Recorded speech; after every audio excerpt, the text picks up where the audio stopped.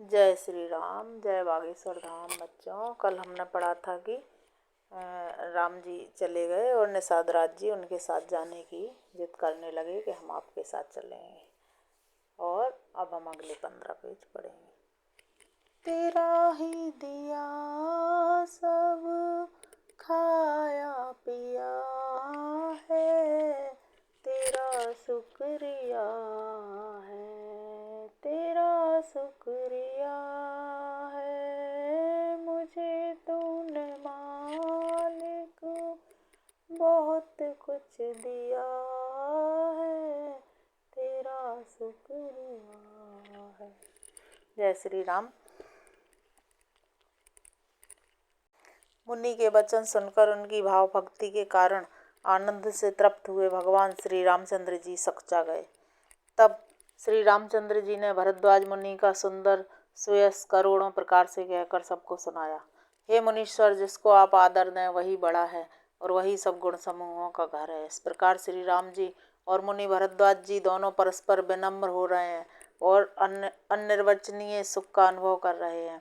यह खबर पाकर प्रयाग निवासी ब्रह्मचारी, तपस्वी, मुनि, सिद्ध और उदासी सब श्री दशरथ जी के सुंदर पुत्रों को देखने के लिए भरद्वाज जी के आश्रम पर आए। श्री रामचंद्र जी ने सब किसी को प्रणाम किया।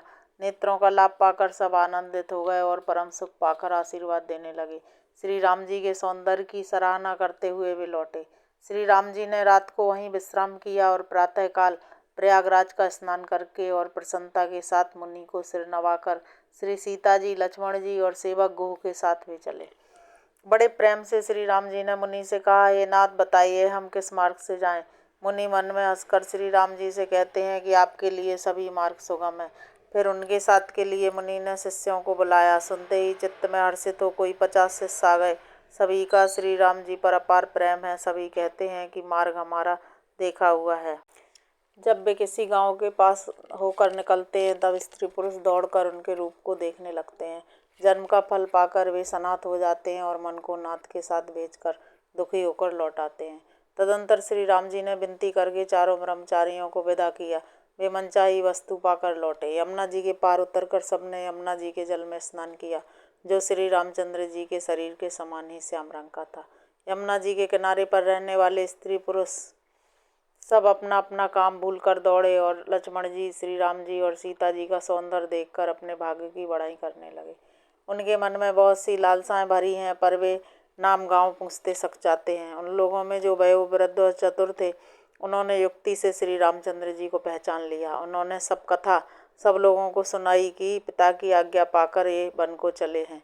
यह सुनकर सब लोग दुखित हो पछता रहे हैं कि रानी और राजा ने अच्छा नहीं किया।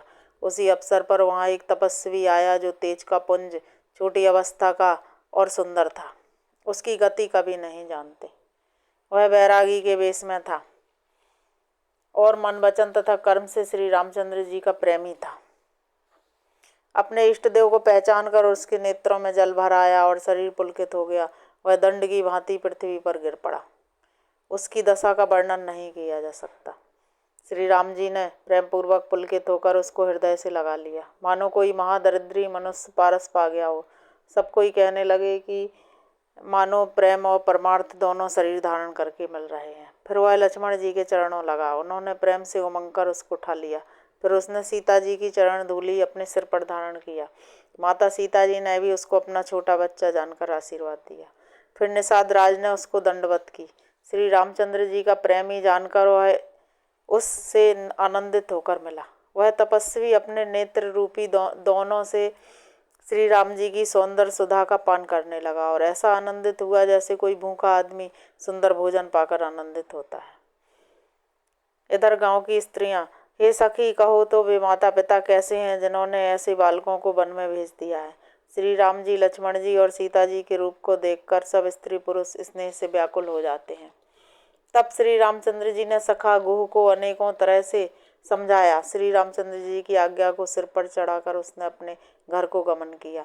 फिर सीता जी, श्री राम जी और लक्ष्मण जी ने हाथ जोड़कर यमुना जी को पुनः प्रणाम किया और सूर्यकन्या यमुना जी की बड़ाई करते हुए सीता जी सहित दोनों भाई प्रसन्नतापूर्वक आगे चले।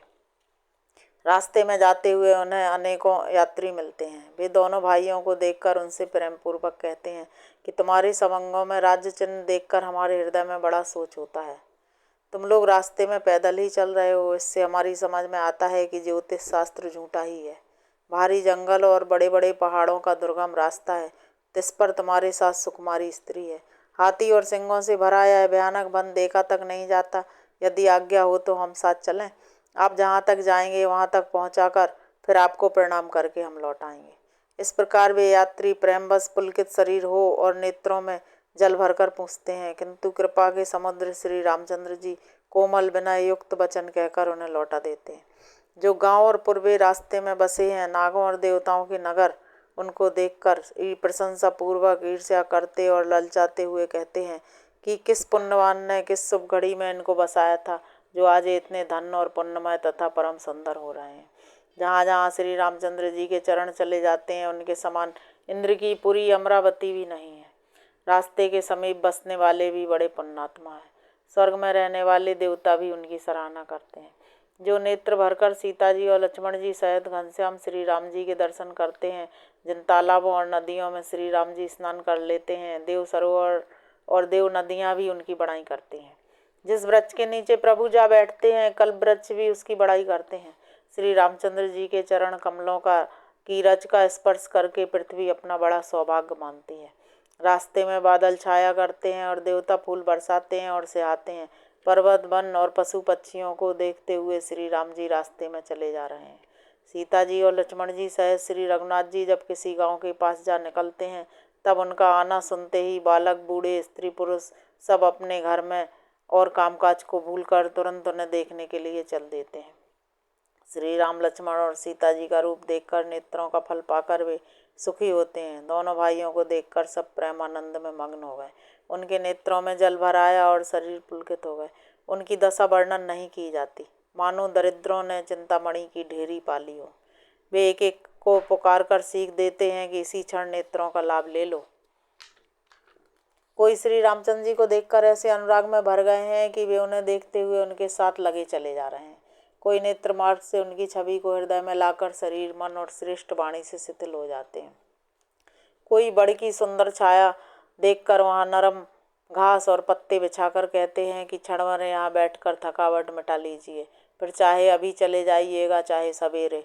कोई घड़ा भरकर पानी ले आते हैं और कोमल वाणी से कहते हैं, नाथ आचमन तो कर लीजिए। उनके प्यारे वचन सुनकर और उनका अत्यंत प्रेम देखकर दयालु और परम सुशील श्री रामचंद्र जी ने मन में सीता जी को थकी हुई जानकर घड़ी भर बड़ की छाया में विश्राम किया। स्त्री पुरुष आनंदित होकर शोभा देखते हैं। अनुपम रूप ने उनके नेत्र और मनों को लुभा लिया है। सब लोग टकटकी लगाए श्री रामचंद्र जी के मुखचंद्र को चकोर की तरह देखते हुए चारों ओर सुशोभित हो रहे हैं। श्री राम जी का नवीन तमाल वृक्ष के रंग का शरीर अत्यंत शोभा दे रहा है, जिसे देखते ही करोड़ों कामदेवों के मन मोहित हो जाते हैं। बिजली के से रंग के लक्ष्मण जी बहुत ही भले मालूम होते हैं। वे नख से शिखा तक सुंदर हैं और मन को बहुत भाते हैं। दोनों मुनियों के वस्त्र पहने हैं और कमर में तरकस कसे हैं। कमल के समान हाथों में धनुष बाण शोभित हो रहे हैं। उनके सिरों पर सुंदर जटाओं के मुकुट हैं। वक्षस्थल भुजा और नेत्र विशाल हैं और शरद पूर्णिमा के चंद्रमा के समान सुंदर मुखों पर पसीने की बूंदों का समूह शोभित हो रहा है। उस मनोहर जोड़ी का वर्णन नहीं किया जा सकता, क्योंकि शोभा बहुत अधिक है और मेरी बुद्धि थोड़ी है। श्री राम लक्ष्मण और सीता जी की सुंदरता को सब लोग मन चित्त और बुद्धि तीनों को लगाकर देख रहे हैं। प्रेम के प्यासे स्त्री पुरुष ऐसे थकित रह गए जैसे दीपक को देखकर हिरनी और हिरन। गाँवों की स्त्रियां सीता जी के पास जाती हैं, परंतु अत्यंत स्नेह के कारण पूछते सक जाती हैं। बार बार सब उनके पांव लगती हैं और सहज ही सीधे साधे कोमल वचन कहती हैं, हे राजकुमारी, हम विनती करती हैं, परंतु स्त्री स्वभाव के कारण कुछ पूछते हुए डरती हैं। हे स्वामिनी, हमारी ढिठाई क्षमा कीजिएगा और हमको गंवारी जानकर बुरा न मानिएगा। ये दोनों राजकुमार स्वभाव से ही लावण्यमय हैं। मरकतमणि और सुवर्ण ने कांति इन्हीं से पाई है। श्याम और गौर वर्ण है, सुंदर किशोर अवस्था है। दोनों ही परम सुंदर और शोभा के धाम है। शरद पूर्णिमा की चंद्रमा के समान इनके मुख और शरद ऋतु के कमल के समान इनके नेत्र हैं। हे सुमुखी, कहो तो अपनी सुंदरता से करोड़ों कामदेवों को लजाने वाले तुम्हारे कौन हैं। उनकी ऐसी प्रेममयी सुंदर वाणी सुनकर सीता जी सकचा गईं और मन ही मन मुस्कुराईं। उत्तम वर्ण वाली सीता जी उनको देखकर पृथ्वी की ओर देखती हैं। वे दोनों ओर के संकोच से सकचा रही हैं। हिरण के बच्चे के सदर्श नेत्र वाली और कोकिला की सी वाणी वाली सीता जी सकचा कर प्रेम सहित मधुर वचन बोली। ये जो सहज स्वभाव, सुंदर और गोरे शरीर के हैं, उनका नाम लक्ष्मण है। ये मेरे छोटे देवर हैं। फिर सीता जी ने अपने चंद्रमुख को आंचल से ढककर और प्रियतम की ओर निहार कर भौहें टेढ़ी करके खंजन पक्षी के से सुंदर नेत्रों को तिरछा करके सीता जी ने इशारे से उन्हें कहा कि ये मेरे पति हैं। यह जानकर गांव की सब युवती स्त्रियां ऐसी प्रकार आनंदित हुई मानो कंगालों ने धन की राशियां लूट ली हों। वे अत्यंत प्रेम से सीता जी के पैरों पड़कर बहुत प्रकार से आशीष देती हैं कि जब तक शेष जी के सिर पर पृथ्वी रहे तब तक तुम सदा सुहागिनी बनी रहो और पार्वती जी के समान अपने पति की प्यारी हो। हे देवी, हम पर कृपा न छोड़ना। हम बार बार हाथ जोड़कर विनती करती हैं जिसमें आप फिर इसी रास्ते लौटें और हमें अपनी दासी जानकर दर्शन दें। सीता जी ने उन सबको प्रेम की प्यासी देखा और मधुर वचन कह कहकर उनका भली भांति संतोष किया, मानो चांदनी ने कुमुदनियों को खिलाकर पुष्ट कर दिया हो। उसी समय श्री रामचंद्र जी का रुख जानकर लक्ष्मण जी ने कोमल वाणी से लोगों से रास्ता पूछा। यह सुनते ही स्त्री पुरुष दुखी हो गए। उनके शरीर पुलकित हो गए और नेत्रों में जल भर आया। उनका आनंद मिट गया और मन ऐसे उदास हो गए मानो विधाता ने दी हुई संपत्ति छीने लेता हो। कर्म की गति समझकर उन्होंने धैर्य धारण किया और अच्छी तरह निर्णय करके सुगम मार्ग बतला दिया। तब लक्ष्मण जी और जानकी जी सहित श्री रघुनाथ जी ने गमन किया और सब लोगों को प्रिय वचन कहकर लौटाया, किंतु उनके मनों को अपने साथ ही लगा लिया। लौटते हुए वे स्त्री पुरुष बहुत ही पछताते हैं और मन ही मन देव को दोष देते हैं। परस्पर विषाद के साथ कहते हैं कि हे विधाता, सभी काम उल्टे हैं। वह विधाता बिल्कुल निरंकुश, निर्दय और निडर है, जिसने चंद्रमा को रोगी और कलंकी बनाया, कल्प वृक्ष को पेड़ और समुद्र को खारा बनाया। उसी ने इन राजकुमारों को वन में भेजा है। जब विधाता ने इनको वनवास दिया है तब उसने भोग विलास व्यर्थ ही बनाए। जब ये बिना जूते के रास्ते में चल रहे हैं तब विधाता अनेकों वाहन व्यर्थ ही रचे। जब ये कुश और पत्ते बिछाकर जमीन पर ही पड़े रहते हैं तब विधाता सुंदर सेज किस लिए बनाता है। विधाता ने जब इनको बड़े बड़े पेड़ों का निवास दिया तब उज्ज्वल महलों को बना बनाकर उसने व्यर्थ ही परिश्रम किया। जो ये सुंदर और अत्यंत सुकुमार होकर मुनियों के वस्त्र पहनते और जटा धारण करते हैं, तो फिर करतार ने भांति भांति के गहने और कपड़े वृथा ही बनाए। जो ये कंदमूल फल खाते हैं तो जगत में अमृत आदि भोजन व्यर्थ ही हैं। कोई ये कहते हैं ये स्वभाव से ही सुंदर हैं, ये अपने आप प्रकट हुए हैं, ब्रह्मा के बनाए नहीं हैं। हमारे कानों, नेत्रों, मन के द्वारा अनुभव में आने वाली विधाता की करनी को जहाँ तक वेदों ने वर्णन करके कहा है, वहाँ तक 14 लोकों में ढूंढ कर देखो, ऐसे पुरुष और ऐसी स्त्रियाँ कहाँ हैं। इन्हें देखकर विधाता का मन अनुरक्त हो गया। तब वह भी इन्हीं की उपमा के योग्य दूसरे स्त्री पुरुष बनाने लगा। उसने बहुत परिश्रम किया परंतु कोई उसकी अटकल में ही नहीं आए। इसी ईर्ष्या के मारे उसने इनको जंगल में लाकर छिपा दिया है।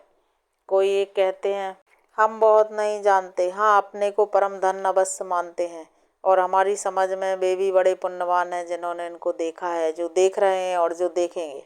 इस प्रकार प्रिय वचन कह कर सब नेत्रों में जल भर लेते हैं और कहते हैं कि अत्यंत सुकुमार शरीर वाले दुर्गम मार्ग में कैसे चलेंगे।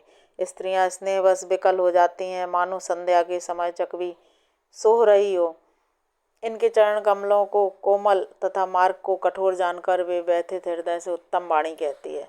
इनके कोमल और लाल लाल चरणों को छूते ही पृथ्वी वैसे ही सकचा जाती है जैसे हमारे हृदय सकचा रहे हैं। जगदीश्वर ने यदि इन्हें वनवास ही दिया तो सारे रास्ते को पुष्पमय क्यों नहीं बना दिया। यदि ब्रह्मा से मांगे मिले तो हे सखी, इन्हें अपनी आंखों में ही रखें। जो स्त्री पुरुष इस अवसर पर नहीं आए वे श्री सीताराम जी को नहीं देख सके। उनके सौंदर्य को सुनकर वे व्याकुल होकर पूछते हैं कि भाई अब तक वे कहाँ तक गए होंगे, और जो समर्थ हैं वे दौड़ते हुए जाकर उनके दर्शन कर लेते हैं और जन्म का परम फल पाकर विशेष आनंदित होकर लौटते हैं। अबला स्त्रियां, बच्चे और बूढ़े हाथ मलते और पछताते हैं। इस प्रकार जहाँ जहाँ श्री रामचंद्र जी जाते हैं वहाँ वहाँ लोग प्रेम के वश में हो जाते हैं। सूर्यकुल रूपी कुमुदनी को प्रफुल्लित करने वाले चंद्रमा स्वरूप श्री रामचंद्र जी के दर्शन कर गांव-गांव में ऐसा ही आनंद हो रहा है। जो लोग कुछ भी समाचार सुन पाते हैं वे राजा रानी को दोष लगाते हैं। कोई ये कहते हैं कि राजा बहुत ही अच्छे हैं जिन्होंने हमें अपने नेत्रों का लाभ दिया। स्त्री पुरुष सभी आपस में सीधी स्नेह भरी सुंदर बातें कह रहे हैं। वे माता पिता धन्य है जिन्होंने इन्हें जन्म दिया। वह नगर धन्य है जहाँ से ये आए हैं। वह देश पर्वत वन और गांव धन्य है और वही स्थान धन्य है जहाँ जहाँ ये जाते हैं। ब्रह्मा ने उसी को रचकर सुख पाया है जिसके सब प्रकार से स्नेही है। पथिक रूप श्री राम लक्ष्मण की सुंदर कथा सारे रास्ते और जंगल में छा गई है। रघुकुल रूपी कमल के खिलाने वाले सूर श्री रामचंद्र जी इस प्रकार मार्ग के लोगों को सुख देते हुए सीता जी और लक्ष्मण जी सहित वन को देखते हुए चले जा रहे हैं। आगे श्री राम जी हैं, पीछे लक्ष्मण जी सुशोभित हैं। तपस्वियों के वेश बनाए दोनों बड़ी ही शोभा पा रहे हैं। दोनों के बीच में सीता जी कैसी सुशोभित हो रही हैं जैसे ब्रह्म और जीव के बीच में माया। फिर जैसी छवि मेरे मन में बस रही है उसको कहता हूँ, मानो बसंत ऋतु और कामदेव के बीच में रति शोभित हो। फिर अपने हृदय में खोजकर उपमा कहता हूँ, मानो बुध और चंद्रमा के बीच में रोहिणी सो रही हो। प्रभु श्री रामचंद्र जी के चरण चिन्हों के बीच बीच में पैर रखती हुई सीता जी डरती हुई मार्ग में चल रही हैं और लक्ष्मण जी सीता जी और श्री रामचंद्र जी दोनों के चरण चिन्हों को बचाते हुए उन्हें दाहिने रखकर रास्ता चल रहे हैं। श्री राम जी, लक्ष्मण जी और सीता जी की सुंदर प्रीति वाणी का विषय नहीं है, अतः वह कैसे कही जा सकती है। पक्षी और पशु भी उस छवि को देखकर मग्न हो जाते हैं। पथिक रूप श्री रामचंद्र जी ने उनके चित्त भी चुरा लिए हैं। प्यारे पथिक सीता जी सहित दोनों भाइयों को जिन जिन लोगों ने देखा उन्होंने भाव का अगम मार्ग बिना ही परिश्रम आनंद के साथ तय कर लिया। आज भी जिसके हृदय में स्वप्न में भी कभी लक्ष्मण सीता राम तीनों बटोही आ बसें तो वह भी श्री राम जी के परम धाम के उस मार्ग को पा जाएगा जिस मार्ग को कभी कोई बिरले ही मुनि पाते हैं। तब श्री रामचंद्र जी सीता जी को थकी हुई जानकर और समीप ही एक बड़ का वृक्ष और ठंडा पानी देखकर उस दिन वहीं ठहर गए। कंदमूल फल खाकर प्रातःकाल स्नान करके श्री रघुनाथ जी आगे चले। सुंदर वन, तालाब और पर्वत देखते हुए प्रभु श्री रामचंद्र जी वाल्मीकि जी के आश्रम में आए। श्री रामचंद्र जी ने देखा कि मुनि का निवास स्थान बहुत सुंदर है, जहाँ सुंदर पर्वत, वन और पवित्र जल है। सरोवरों में कमल और वनों में वृक्ष फूल रहे हैं और मकरंद रस में मस्त हुए भौरे सुंदर गुंजार कर रहे हैं। बहुत से पक्षी और पशु कोलाहल कर रहे हैं और बैर से रहित होकर प्रसन्न मन से विचर रहे हैं। पवित्र और सुंदर आश्रम को देखकर कमल नयन श्री रामचंद्र जी हर्षित हुए। रघुश्रेष्ठ श्री राम जी का आगमन सुनकर मुनि वाल्मीकि जी उन्हें लेने के लिए आगे आए। श्री रामचंद्र जी ने मुनि को दंडवत किया। विप्र श्रेष्ठ मुनि ने उन्हें आशीर्वाद दिया। श्री रामचंद्र जी की छवि देखकर मुनि के नेत्र शीतल हो गए। सम्मान पूर्वक मुनि उन्हें आश्रम में ले आए। श्रेष्ठ मुनि वाल्मीकि जी ने प्राण प्रिय अतिथियों को पाकर उनके लिए मधुर कंद, मूल और फल मंगवाए। श्री सीता जी, लक्ष्मण जी और रामचंद्र जी ने फलों को खाया। तब मुनि ने उनको सुंदर स्थान बतला दिए। मंगल मूर्ति को नेत्रों से देखकर वाल्मीकि जी के मन में बड़ा भारी आनंद हो रहा है। तब श्री रघुनाथ जी कमल सदृश हाथों को जोड़कर कानों को सुख देने वाले मधुर वचन बोले। हे मुनिनाथ, आप त्रिकालदर्शी हैं। संपूर्ण विश्व आपके लिए हथेली पर रखे हुए बेर के समान है। प्रभु श्री रामचंद्र जी ने ऐसा कहकर फिर जिस जिस प्रकार से रानी कैकेयी ने वनवास दिया वह सब कथा विस्तार से सुनाई। हे प्रभु, पिता की आज्ञा, माता का हित और भरत जैसे भाई का राजा होना और फिर मुझे आपके दर्शन होना, यह सब मेरे पुण्यों का प्रभाव है। हे मुनिराज, आपके चरणों का दर्शन करने से आज हमारे सब पुण्य सफल हो गए। अब जहाँ आपकी आज्ञा हो और जहाँ कोई भी मुनि उद्वेग को प्राप्त ना हो, क्योंकि जिनसे मुनि और तपस्वी दुख पाते हैं वे राजा बिना अग्नि के ही जलकर भस्म हो जाते हैं। ब्राह्मणों का संतोष सब मंगलों की जड़ है और भूदेव ब्राह्मणों का क्रोध करोड़ों कुलों को भस्म कर देता है। ऐसा हृदय में समझकर वह स्थान बतलाइए जहाँ मैं लक्ष्मण और सीता सहित जाऊं और वहाँ सुंदर पत्तों और घास की कुटी बनाकर हे दयालु कुछ समय निवास करूं। श्री राम जी की सहज ही सरल वाणी सुनकर ज्ञानी मुनि वाल्मीकि बोले, धन्य धन्य हे रघुकुल के ध्वजा स्वरूप, आप ऐसा क्यों ना कहेंगे। आप सदैव वेद की मर्यादा का पालन करते हैं। हे राम, आप वेद की मर्यादा के रक्षक जगदीश्वर हैं और जानकी जी माया हैं जो कृपा के भंडार आपके की रुख पाकर जगत का सृजन, पालन और संहार करते हैं। जो 1000 मस्तक वाले सर्पों के स्वामी और पृथ्वी को अपने सिर पर धारण करने वाले हैं, वही चराचर के स्वामी शेष जी लक्ष्मण हैं। देवताओं के कार्य के लिए आप राजा का शरीर धारण करके दुष्ट राक्षसों की सेना का नाश करने के लिए चले हैं। हे राम, आपका स्वरूप वाणी के अगोचर, बुद्धि से परे, अव्यक्त, अकथनीय और अपार है। वेद निरंतर उसका नेति नेति कहकर वर्णन करते हैं। हे राम, जगत दृश्य है, आप उसके देखने वाले हैं। आप ब्रह्मा, विष्णु और शंकर को भी नचाने वाले हैं। जब वे भी आपके मर्म को नहीं जानते, तब और कौन आपको जानने वाला है। वही आपको जानता है जिसे आप जना देते हैं, और जानते ही वह आपका ही स्वरूप बन जाता है। हे रघुनंदन, हे भक्तों के हृदय के शीतल करने वाले चंदन, आपकी ही कृपा से भक्त आपको जान पाते हैं। आपकी देह चिदानंदमय है और सब विकारों से रहित है। इस रहस्य को अधिकारी पुरुष ही जानते हैं। आपने देवता और संतों के कार्य के लिए नर शरीर धारण किया है और प्राकृत राजाओं की तरह से कहते और करते हैं। हे राम, आपके चरित्रों को देख और सुनकर मूर्ख लोग तो मोह को प्राप्त होते हैं और ज्ञानी जन सुखी होते हैं। आप जो कुछ कहते करते हैं वह सब सत्य ही है, क्योंकि जैसा स्वांग भरे वैसा ही नाचना भी तो चाहिए। अतः मनुष्योचित व्यवहार करना ठीक ही है।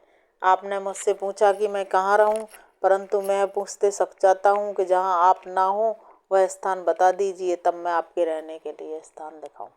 जय श्री राम। बच्चों, आज हमने 15 पेज रामचरितमानस के पढ़े।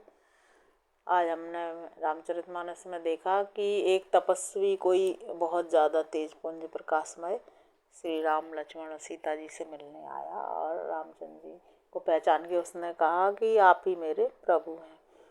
और राम जी वाल्मीकि मुनि के आश्रम में आए, जहाँ उन्होंने कहा कि हमें कुछ दिन निवास करना है, तो आप हमें एक अच्छी जगह बताइए। कल हम आगे के 15 पेज पढ़ेंगे। जय श्री राम, जय बागेश्वर धाम, जय गुरु।